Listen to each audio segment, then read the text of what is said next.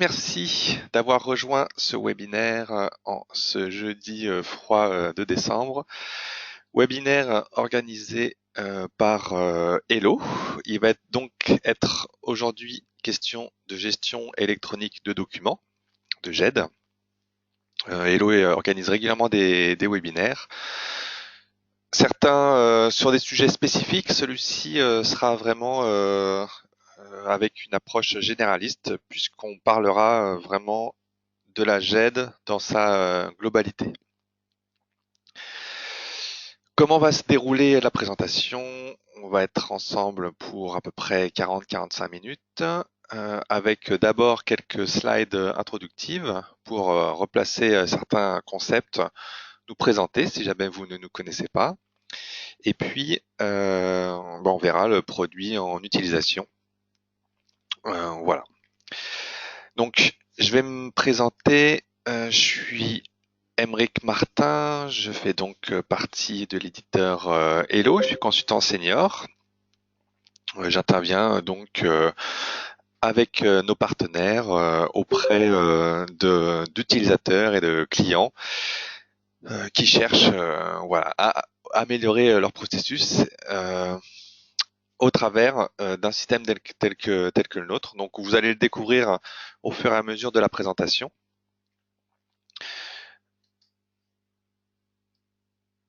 Je lance le diaporama.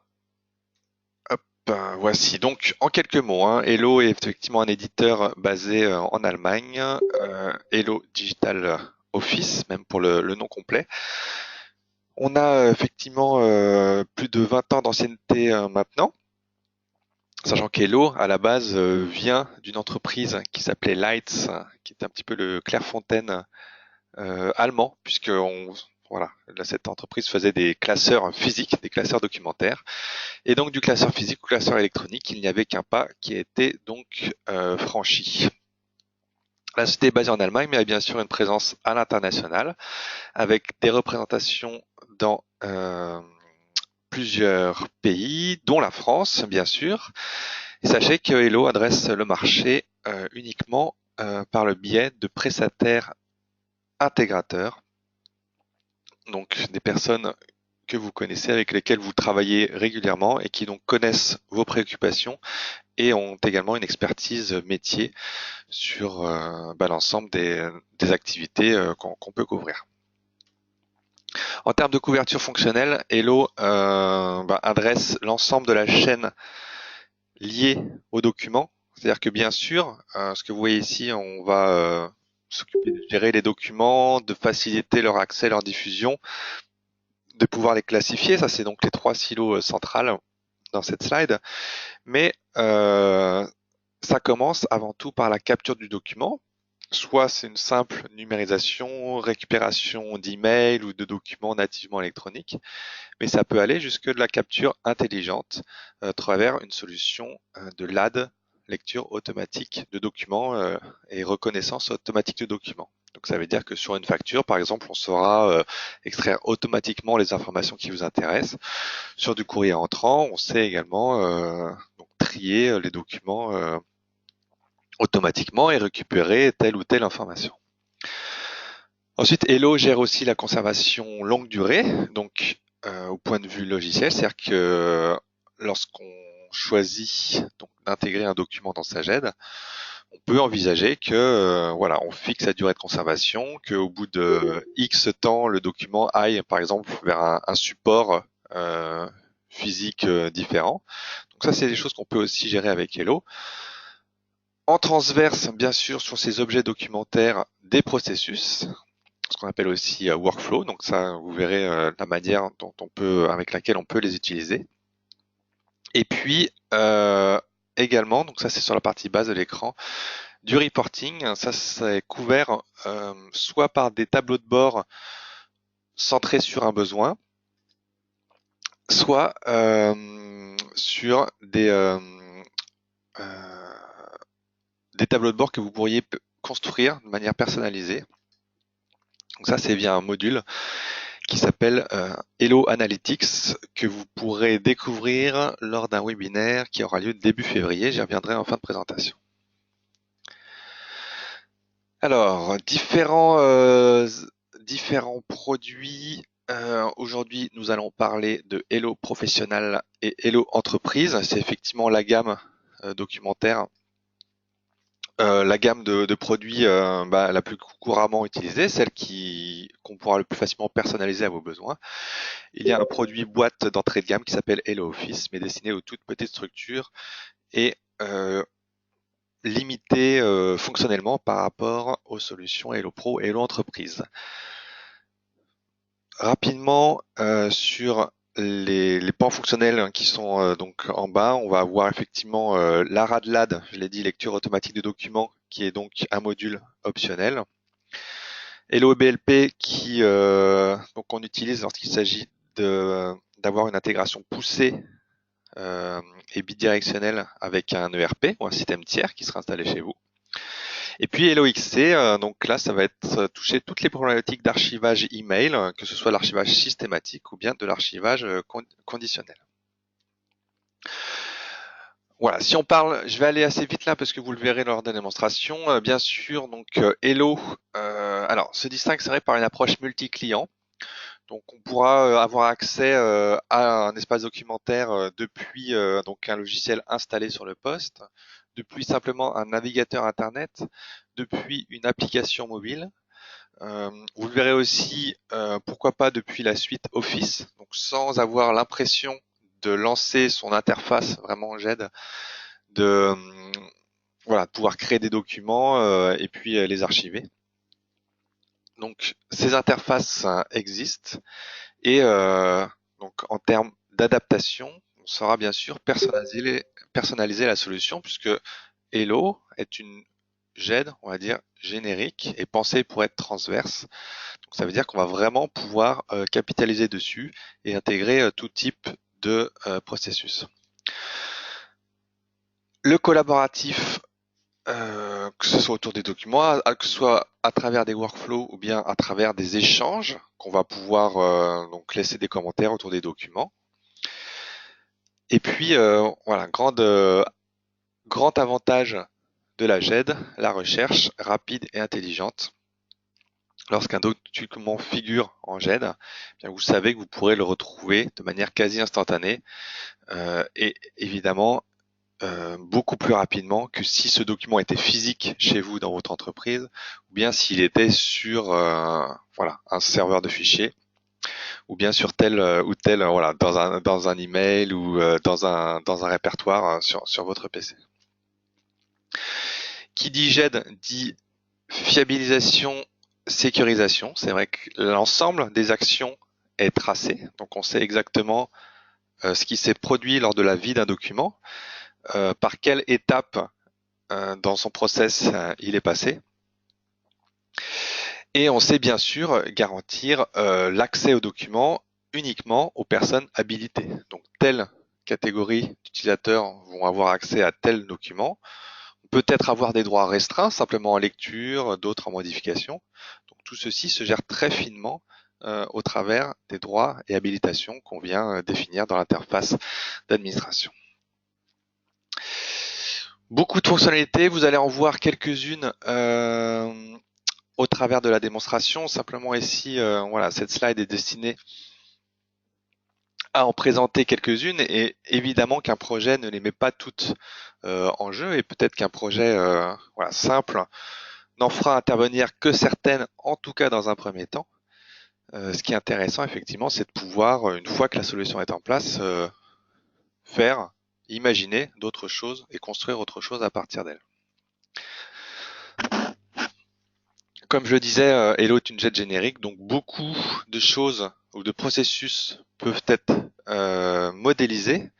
Donc, on a effectivement quelques expériences diverses, gestion de contrat, la gestion des documentations, des processus de validation, bien sûr des processus centrés sur la facture entrante, la facture fournisseur. Pourquoi pas des processus plus entre guillemets immatériels, donc soit donc de la demande de congé, pourquoi pas de la validation de notes de frais en interne. Il y a une solution également de gestion des visiteurs entrants dans une entreprise, qui vous sera d'ailleurs présenté aussi en janvier.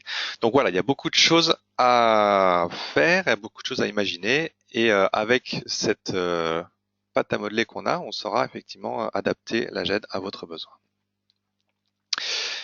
Démonstration, c'est maintenant. Je quitte donc la présentation PowerPoint pour aller dans mon environnement de démonstration.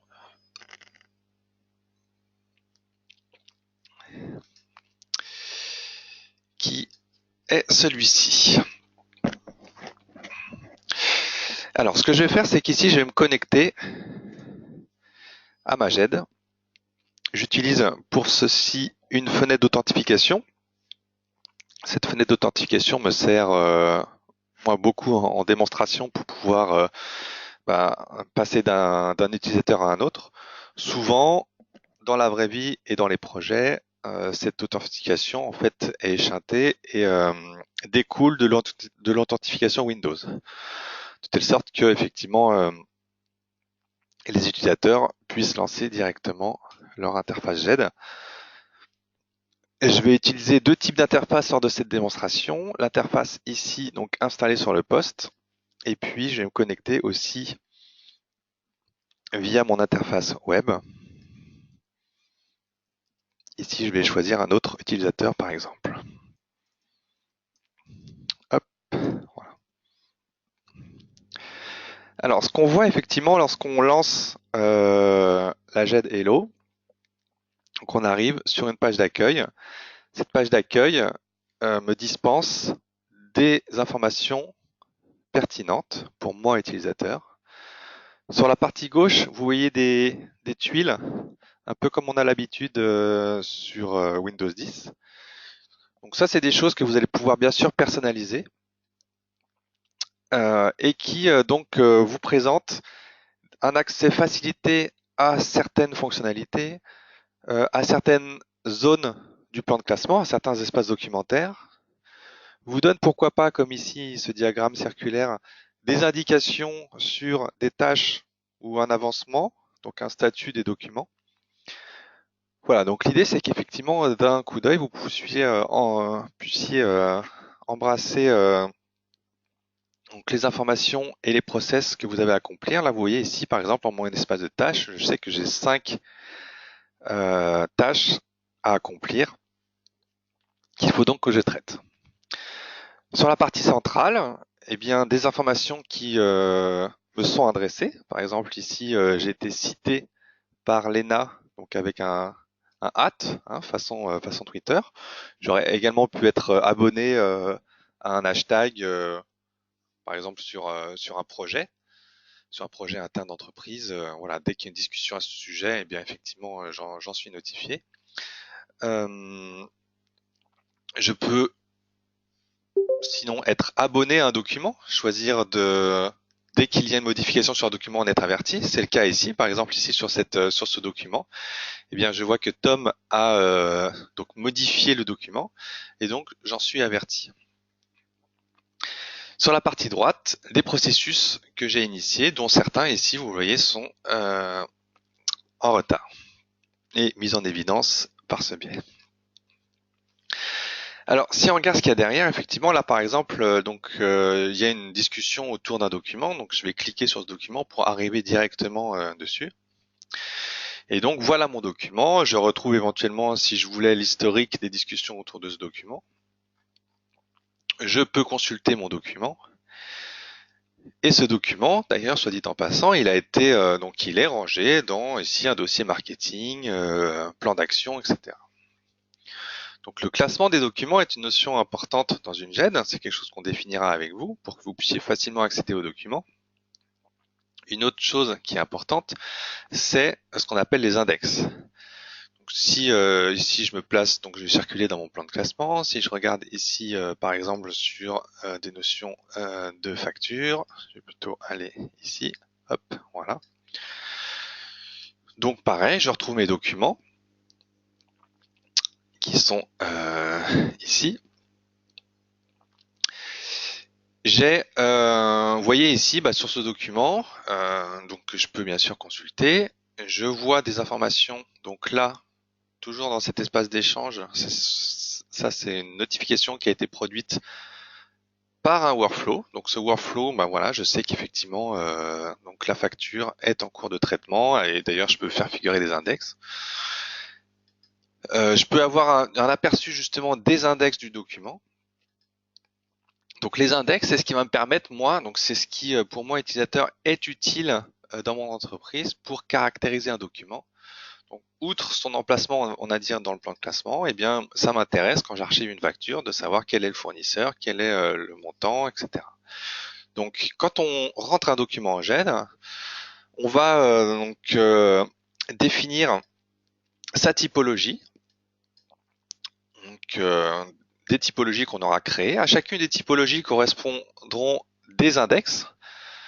Et puis donc ils seront renseignés. Alors ça me sert lorsque 6 mois plus tard ou bien plus tard encore, je dois rechercher le document et donc on pourrait très bien dire ah bien tiens je recherche justement la facture numéro tant, il faut que je la retrouve, ou bien je recherche une facture hyperlink qui est arrivée en 2016 pour un montant inférieur à 1000 euros, etc. Donc grâce à ces index, on va pouvoir faire des recherches multicritères. Quand on classe un document, on va bien sûr se prononcer pour, je l'ai dit, un plan de classement. Ce qui est intéressant, c'est qu'on peut faire du multiclassement. Vous voyez qu'ici, ce document, par exemple, il est rangé en deux endroits, donc selon deux logiques. Une logique, par exemple, d'abord par fournisseur, et puis, pourquoi pas, une logique d'abord par date, quoi. Donc, vous voyez qu'ici, effectivement, sur l'icône PDF, j'ai une petite flèche qui m'indiquait que c'était un raccourci, parce que bien sûr, si on range plusieurs fois le document, c'est simplement sous forme de référence, c'est-à-dire qu'on va pas alourdir son stockage du fichier, c'est simplement effectivement le même document, mais qui apparaît sous plusieurs classements. Et donc, il est très, très facile de naviguer d'un classement à l'autre, comme je le fais ici. La dernière chose, avant de progresser dans mes explications, c'est effectivement la notion de droit. Vous voyez qu'ici, j'ai une arborescence qui est assez exhaustive, donc, puisque j'ai une vue, on va dire, administrateur. Si je me connecte en tant qu'utilisateur, ici Clément par exemple, Clément a beaucoup moins de droits, donc il a beaucoup moins de fonctionnalités ici dans sa page d'accueil. Il voit quand même des documents. Pour autant, il a une vue beaucoup plus réduite ici du plan de classement, puisqu'il y a vraiment des documents qui lui sont masqués. Et puis, par exemple, Clément ne peut intervenir qu'en consultation et non pas en modification. Alors, quels sont mes autres espaces de travail? Donc, la boîte de réception, j'y reviendrai, c'est par là que je vais pouvoir, c'est une des manières que j'ai de pouvoir alimenter des documents.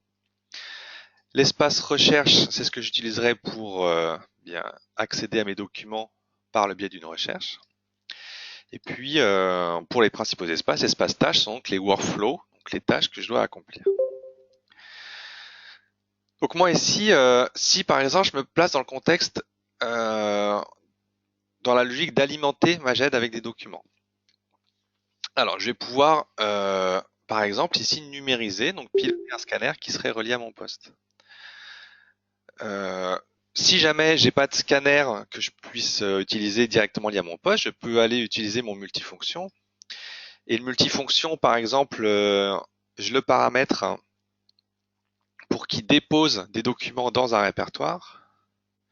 Donc ce que je vais simuler ici avec un copier-coller.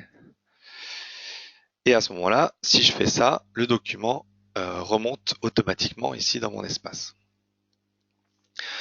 Voilà, donc ça c'est alors après bien sûr du glisser-déposer est parfaitement possible au sein du plan de classement. Ce qu'il faut comprendre, c'est qu'un document avant d'être intégré en GED, il sera bon effectivement de l'indexer. Et donc si je prends par exemple l'exemple de cette facture, ici le préalable c'est de dire effectivement mon document c'est une facture. Et puis, je vais renseigner les index. Donc là, je vais le faire manuellement. Il y a des documents, si vous archivez par exemple vos documentations marketing, vous pourrez les typer, dire à quel produit ils sont relatifs, etc.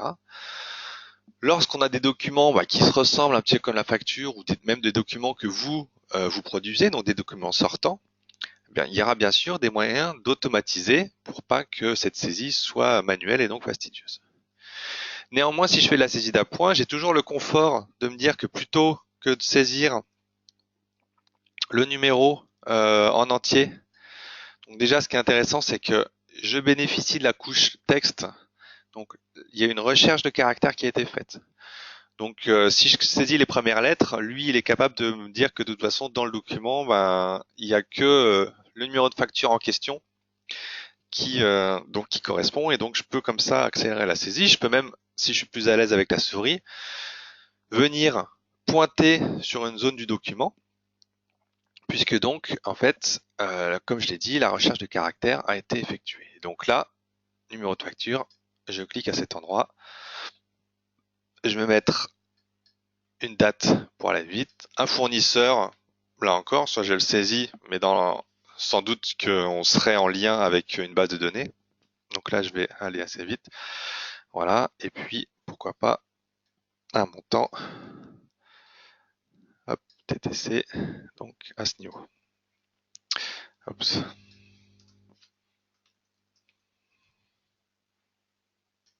Hop, voilà. Donc ici, tous mes champs obligatoires ont été définis. Je vais simplement valider mon document. Alors ça me permet de vous dire effectivement c'est un document de démonstration, donc il y a une détection de doublons à chaque fois qu'on alimente la GED. Alors là effectivement je suis le seul utilisateur, mais par contre là ça me permet de voir que ah tiens il y a sans doute une personne qui a déjà intégré ce document. Voilà, donc ça permet de ne pas surcharger son espace documentaire et qu'il n'y ait pas effectivement des documents qui existent en plusieurs versions. Donc tout ça est dans l'esprit de centraliser vraiment les documents. Donc là pour la démonstration, je vais choisir de redéposer le document. Ce qui est intéressant, c'est que ce document, il est venu se classer tout seul. Il est venu se classer puisque j'avais défini effectivement son rangement automatique en fonction des index. Hop. Donc voilà, le voici en l'occurrence, déposé il y a 1 minute.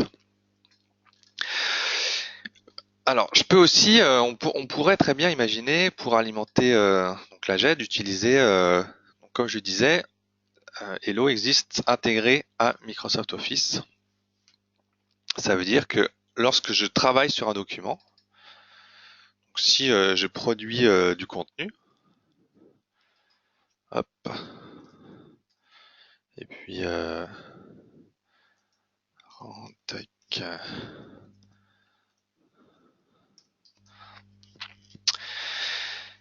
eh bien, au lieu de faire un sauvegarder sous, je peux très bien effectivement enregistrer mon document dans Hello. Et ce que vous voyez ici, effectivement, c'est que donc quand je me connecte à Word ou Excel ou PowerPoint ou Outlook, je peux avoir une vue du plan de classement au sein de Word. Donc ici, je pourrais très bien parcourir mon plan de classement et puis venir trouver des documents. Donc pour les ouvrir, je pourrais effectivement aller rechercher des documents. Donc j'ai tout ce qu'il me faut pour travailler vraiment uniquement dans l'espace qui est Office, avec des fonctionnalités. Là encore, là c'est vraiment mes boutons de ma GED qui figurent ici directement dans Word. Et c'est vrai que voilà, en termes d'interface, c'est assez transparent. Donc comme j'ai dit tout à l'heure, je pourrais effectivement enregistrer mon document directement dans Hello. Donc là, je vais le faire par ce biais. J'aurais pu le faire par le biais de l'arborescence à droite, et donc je vais simplement ici le ranger à cet endroit. L'indexer, comme j'ai dit, voilà, je vais simplement le déposer en texte document, des mots, ok. Hop, je dépose la version, et voilà, je sais que mon document, comme vous voyez ici en haut à gauche, là je vois effectivement qu'il a été indexé à cet endroit. Donc effectivement, un document qui figure au sein de la GED. Donc bien sûr, on le voit. Ce qui est intéressant, c'est qu'on peut à tout moment l'éditer. Donc avec un clic droit, je vais faire effectivement ce qu'on appelle un checkout. Checkout, ça veut dire j'extrais le document de la GED pour modification. Si une autre personne cherche à avoir accès au document, bien sûr, elle pourra le voir. Pour autant, elle verra que ce document-là, il a été extrait, il est en cours de modification par telle personne. Donc la personne, effectivement, produit ces modifications. Hop, que je vais sauvegarder. Et puis, on peut imaginer, donc soit instantanément, soit après, donc par exemple une semaine de travail, peut réintroduire le document. Alors vous voyez que ce document-là est sujet à versionning. Il me propose de l'incrémenter automatiquement. Si j'étais en 2.4.5, il me proposerait effectivement de passer en 2.4.6. Et donc, titre en rouge pour démonstration. Je mets ici un commentaire de version et puis voilà, je réintègre mon document qui donc de nouveau est visible par tout le monde avec la modification prise en compte et puis avec ici une trace automatique voilà, de la version que j'ai faite. À tout moment, on peut bien sûr remonter le cours des versions et voir effectivement avoir un historique des versions qui ont été produites. Voilà, donc ça c'était effectivement pour l'intégration des documents. Il y a différentes choses qui sont possibles. J'ai aussi un petit outil qui s'appelle la drop zone, qui peut être intéressant. Alors vous voyez, c'est une barre d'outils qui se met sur la droite. Ça peut être intéressant de la voir, par exemple quand on travaille en double écran, pourquoi pas, et qui permet d'avoir des briques, des raccourcis de dépôt. Là, par exemple, ça c'est un document connu que je vais glisser déposer sur ce document. Et voilà. Donc ici, par exemple, là c'était le cas d'un document, on va dire que je produis moi-même, un document sortant. Donc il a une structure connue. Et donc de ce fait, je peux automatiquement le typer et éventuellement récupérer des index. De telle sorte que ce document connu, hop, alors je suis pas sûr duquel il s'agissait, mais ce document connu effectivement peut être, voilà, c'est celui-ci, automatiquement rangé et typé. Donc là, vous voyez, il a vu que c'est un document qui est édité et il a même venu récupérer des index. Donc ça, ce genre de petit outil est utile dans le cadre de documents sortants que vous produisez. Juste pour la notion de tâche maintenant. Ce que je peux faire très facilement, c'est déclencher ce qu'on appelle un processus ad hoc. Donc, je souhaite faire valider un document. Alors, soit simplement le diffuser avec de la prise de connaissance, soit vraiment, je souhaite recevoir une approbation. Donc, ce que j'utilise là, ce sont des processus qui sont accessibles à tous sans paramétrage. Donc, le paramétrage va être fait entre guillemets en direct. Et donc, je vais par exemple déclencher une approbation. Je vais envoyer ce document d'abord à Tom, puis à Lena, puis éventuellement à un groupe direction. Donc ici, vous voyez que j'utilise une approbation séquentielle, ça pourrait être en parallèle. Et donc voilà, là ici, je vais très facilement pouvoir faire comme ça un petit workflow. Donc là, j'ai activé mon workflow à destination de Tom. Ce que j'ai fait également, alors je vais me connecter avec l'identifiant Tom pour que vous voyez comment ça se matérialise. Hop.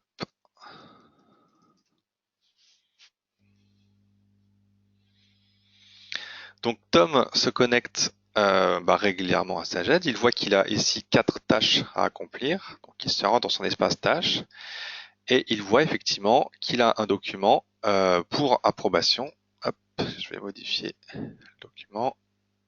La vue, voilà, j'ai une vue. Alors là, ici, si vous voulez, c'est simplement de l'approbation. Donc l'idée, c'est de pouvoir consulter le document et puis de dire à un moment donné, OK, j'en ai pris connaissance. Je passe le processus à la suite, donc j'approuve le document et donc je passe à l'utilisateur suivant. Ce qu'on verra par la suite, c'est qu'il est possible, il y a certains processus qui nécessitent effectivement d'enrichir le document. Là, si je regarde tout à l'heure, vous vous souvenez de la facture que j'ai intégrée. Cette facture, en fait, elle a aussi, donc non seulement elle s'est classée automatiquement, mais elle a déclenché automatiquement un processus. Et donc ici, je vais pouvoir traiter ça avec, vous voyez qu'ici j'ai non seulement le document, mais j'ai une vue d'un formulaire web. Alors pourquoi ici c'est grisé? C'est parce que c'était une tâche de groupe. L'ensemble des personnes qui intègrent le service courrier ont cette tâche dans leur espace Hello. Simplement, je vais être la première à dire que c'est moi qui m'en occupe. Dès l'instant où je fais ça, c'est moi vraiment qui vais choisir la tâche. Donc là, ouais, j'ai fait un petit formulaire assez rapide avec les index, pourquoi pas des boutons radio qui pourraient se charger de calculer la TVA. Donc là, vraiment, c'est du web. Ça repose aussi sur un designer et donc on peut très facilement personnaliser quelque chose. Mais simplement, ce que je voulais ici matérialiser, c'était le fait qu'au sein d'un processus, l'information peut être enrichie. Voilà. Et puis, bah là, c'est la suite de mon workflow. Hop, je la passe à l'étape suivante. Alors, comment ceci a-t-il été matérialisé? Puisque bien sûr, vos processus seront concernent que votre entreprise. Alors, il y a des similarités, bien sûr, entre les utilisations, mais il y a toujours effectivement du spécifique. À ce moment-là, on va utiliser le créateur de processus, qui est donc mon outil par lequel je vais designer un workflow. Par exemple, sur ma facture, voici le workflow qui est en place, workflow assez simple. Si le workflow est clair dans votre esprit et est clair sur un paperboard ou sur une feuille de papier, à ce moment-là, on sait qu'on saura le reproduire dans Hello, puisque ça sera ni plus ni moins que avec ce designer qu'on va pouvoir éventuellement rajouter des étapes. Donc ça, c'est une étape humaine, donc une personne qui va donc devoir valider le document. Ici, vous avez donc un switch décisionnel qui veut dire qu'effectivement, selon la valeur d'un index, eh bien, le document va suivre tel ou tel chemin. Et puis, bien sûr, on va faire des liens d'une étape à une autre. Donc là, le simple fait que je fasse ça, eh bien, lors de cette étape, effectivement, de litige, l'utilisateur ici aura le choix d'orienter le document vers tel ou tel chemin. Lorsque j'ai défini une étape, eh bien, bien sûr, j'y associe soit un utilisateur, soit un service. Et puis, je peux aussi donc définir des périodes à partir de laquelle, eh bien, il faut, il y a l'action devient urgente. Donc, ça peut être passer le document, effectivement. Donc, le document, déjà, il apparaîtra en rouge lorsqu'il sera en retard de traitement. Ensuite, on peut imaginer escalader une action vers un autre service, vers un responsable par exemple, voire même créer donc totalement une autre action et donc un autre chemin. Ça c'est par le biais effectivement d'un tel nœud, et donc on pourrait imaginer qu'au bout de 2 jours, s'il y a une inaction, effectivement, le document passe par une autre route dans mon workflow. Enregistrer, non. Donc ici, je vous ai montré un workflow de validation de facture. Voilà, si je montre à quoi ressemble par exemple un process de validation de documents.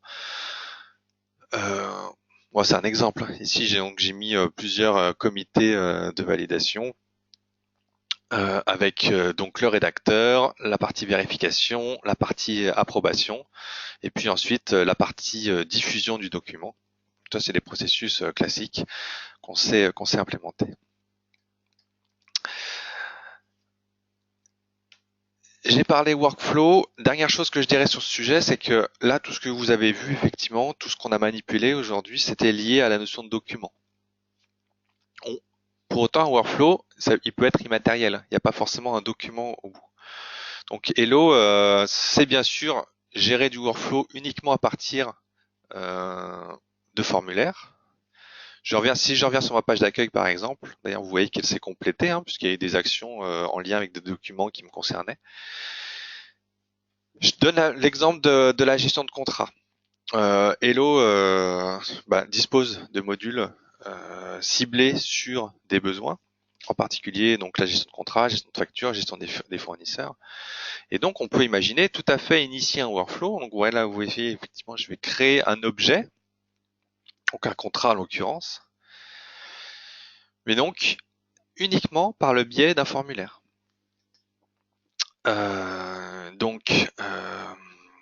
Contrat démonstration. Donc là, c'est vraiment du formulaire web que vous pourriez personnaliser en lien avec des référentiels. Donc c'est un contrat qui me concerne, qui pourquoi pas est rattaché à tel ou tel centre de coût.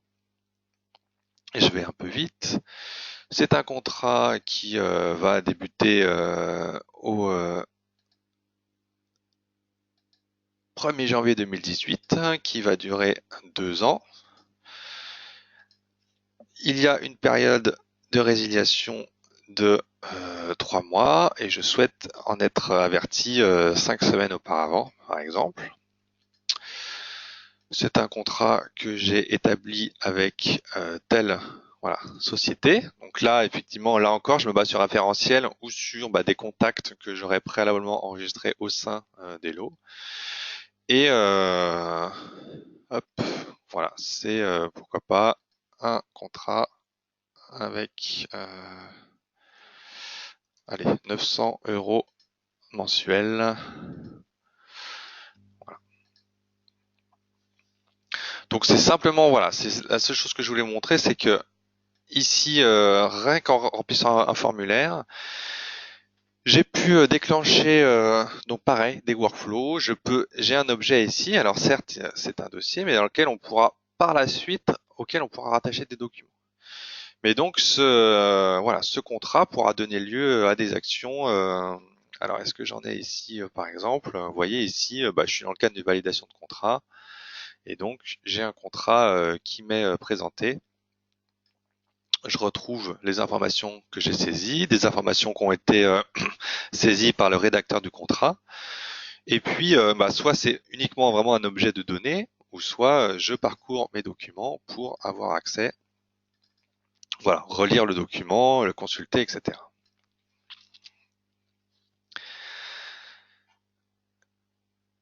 Dernière fonctionnalité que je n'ai pas évoquée, la recherche, bien sûr.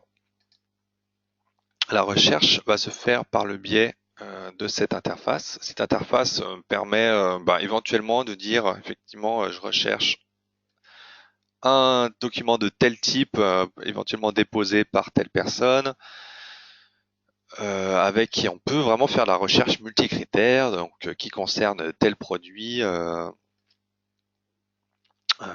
Voilà. Donc ça, c'est une recherche telle que vous l'attendez, telle que vous la connaissez peut-être si vous utilisez des bases de données. Pour autant, la plupart du temps, alors on va fonctionner de deux manières. Soit on va sauvegarder une recherche. Donc on peut définir des recherches favorites qui pourraient très bien figurer ici sur votre page d'accueil. On peut aussi, pourquoi pas, définir des recherches dynamiques, c'est-à-dire qu'effectivement, on produit un répertoire qui contient à tout instant, par exemple, toutes les factures liées à tel fournisseur, tous les documents qui sont en attente de traitement. Donc ça, on sait le faire. Et puis, de manière très simple, j'aurais peut-être d'ailleurs dû commencer par là. Je recherche dans ma base de CV, ou même dans ma base documentaire, un CV et quelqu'un qui parle espagnol. Donc un peu façon Google. Je saisis simplement ces mots. Alors j'ai tout ce qu'il faut pour dire voilà, je veux des ou, je veux exclure des termes, je veux un et nécessairement, etc. Je veux le terme exact ou pas. Vous voyez qu'ici j'ai même un thésaurus qui me suggère des synonymes. Bon, pourquoi pas. Mais en tout cas ici donc j'ai bien des résultats avec des documents qui me sont retournés. Il a vu ici espagnol dans le plein texte. C'est-à-dire que moi ici, quand j'ai déclenché ma recherche, je lui ai dit recherche dans les noms de fichiers, dans la couche texte et dans les champs d'indexation. Et donc effectivement, il me ramène des documents puisque lorsque j'ai intégré mon document en GED, j'ai donc de manière automatique, le texte a été analysé et donc reconnu. Voilà. Donc c'était un petit tour d'horizon pour vous montrer l'interface effectivement d'Hello. Si je reviens à ma présentation et si maintenant on se projette sur l'utilisation que vous pourriez faire d'un tel logiciel. Alors en général, voilà, le mot qui est à la mode, c'est transformation digitale ou transformation numérique. Effectivement, ça veut dire que dans l'entreprise ou dans une organisation, on introduit des processus basés sur du numérique. C'est on va dire, c'est un gros mot, la transformation numérique. Pour autant, plutôt que de se dire que d'un jour à l'autre, on va effectivement tout changer dans l'entreprise, souvent, ce que font effectivement les personnes avec lesquelles on travaille, c'est que le besoin vient autour soit d'un service, soit d'un document, soit d'un processus, soit d'un objet métier, comme par exemple le contrat tout à l'heure. Bref, donc sur un besoin identifié sur lequel on a besoin de traçabilité, on a besoin de formaliser des processus, on a besoin d'optimiser euh, de la saisie, par exemple. Donc voilà, ça peut être un bon départ pour se lancer effectivement dans cette transition. Et pourquoi pas après imaginer d'autres choses après dans l'entreprise. Donc c'est pour ça qu'effectivement un, un premier sujet est une bonne chose. Commencer par les fonctionnalités principales et plus rapides à déployer, celles qui apporteront le maximum de bénéfices, avant éventuellement de parfaire la solution. Pour ça, une solution ouverte, évolutive et bien sûr scalable est préconisée. J'ai parlé aujourd'hui de différents termes, j'ai parlé gestion des visiteurs, enfin juste j'ai évoqué, j'ai parlé contrat, je vous ai parlé documentation. C'est vrai qu'il existe sur le marché des logiciels plutôt verticalisés qui vont vous apporter des réponses à tel ou tel besoin. Si vous faites le choix de capitaliser sur un outil ouvert, effectivement, vous savez qu'avec ce même outil, simplement en ajoutant des utilisateurs et peut-être en complétant des workflows, vous saurez avec le même outil donc gérer l'ensemble des documents de l'entreprise. Les bienfaits effectivement dont vous pourrez vous prévaloir après mise en place, c'est bien sûr que l'information est beaucoup plus facile d'accès, beaucoup plus facilement diffusable. Lorsqu'on s'est penché sur ces processus, c'est bien ce qu'on observe et qu'on les a formalisés, c'est une amélioration de la productivité et de la qualité. Le fait de travailler sur des processus, encore une fois, interservices, va inciter au travail collaboratif. Alors, soit, je l'ai dit, au travers de processus, soit à travers des échanges qui auront lieu, bien sûr, dans le fil de discussion, donc au sein de la GED. Pour autant, bien sûr, on va pas supprimer les échanges humains. Donc, les deux, c'est vraiment un support à la collaboration interpersonnelle. Ce qui est intéressant, tiens, j'y reviendrai d'ailleurs dans la démonstration, c'est simplement, puisque j'ai des informations en GED, eh bien sûr que derrière, je peux avoir des tableaux de bord et des outils qui me permettent de savoir où j'en suis. Donc ça veut dire que on va peut-être laisser tomber son fichier Excel qu'on remplit tous les jours pour avoir une vue qui est d'ailleurs très efficace, mais pourquoi pas imaginer quelque chose qui soit directement parlant et en temps réel. Et puis voilà, je leur en dis pas, tout ce qui est sécurité, traçabilité. Sur l'aspect tableau de bord, puisque je parlais tout à l'heure de gestion de contrat, voilà, ce qui est intéressant pour moi derrière, c'est d'avoir des dashboards. Et donc sur la base des objets qui sont en GED, je peux très bien, voilà, vous voyez ici, avoir des indicateurs. Donc là, voilà, j'ai une vue assez rapide des contrats qui sont entre guillemets dans le pipe et de leur état, avec une vue filtrable. Hein. Donc pourquoi pas, je souhaite voir uniquement hop, les contrats de tel type. Eh bien, donc ma vue s'adapte à ce besoin. Je souhaite voir uniquement les contrats qui sont dans tel ou tel état.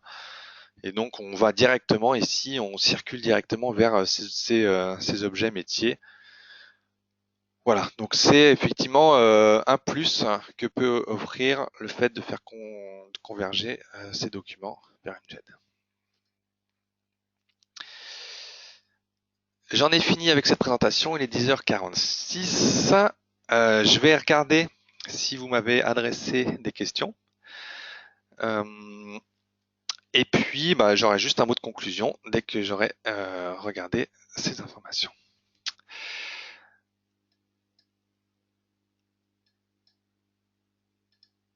Alors, la question, donc j'ai une question effectivement sur le fait que je puisse mettre à disposition la présentation. Donc oui, à ce moment-là, je pourrais vous la transmettre.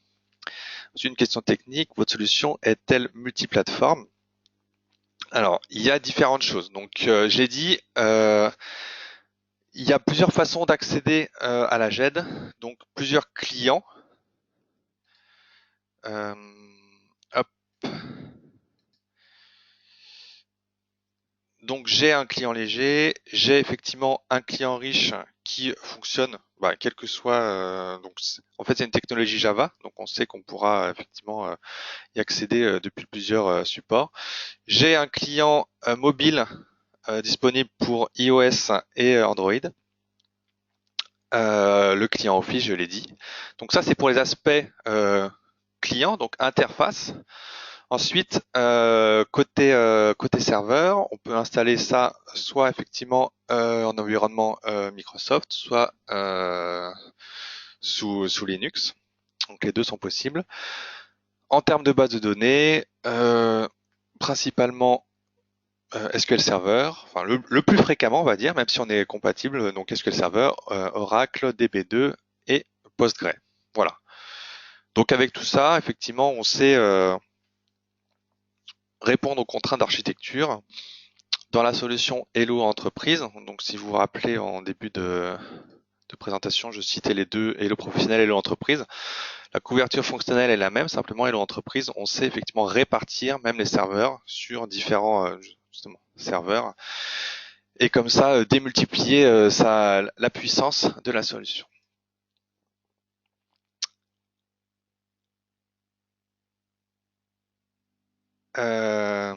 Donc Hello sur iOS version 9 pas 10, si, donc version 9 et 10, vous avez un client pour iPhone que vous pouvez trouver dans le store, dans l'App Store. Et alors, quelle base de données sera fournie avec votre solution dans le cas où le client ne possède pas de licence base de données? En fait, donc nous, on ne met pas à disposition de base de données. Donc effectivement, soit c'est le client qui va faire l'acquisition d'une licence de base de données, soit éventuellement avec Postgre. Donc Postgre n'est pas soumis à coût de licence. Pour autant, ça nécessite effectivement des compétences d'administration. Donc ce qui est important, c'est que quand on choisit une base de données qui est à la fois chez l'intégrateur et peut-être chez le client des compétences d'administration, puisque donc lors de l'installation, ce n'est pas non plus ni l'intégrateur ni Hello qui fera l'administration, on va dire régulière, les mesures entre guillemets d'hygiène nécessaires pour une base de données. Donc quand on se prononce pour un système de base de données, voilà, on choisit celui pour lequel il y a le plus de compétences autour de la table et en compromis bien sûr avec des impératifs économiques, pourquoi pas.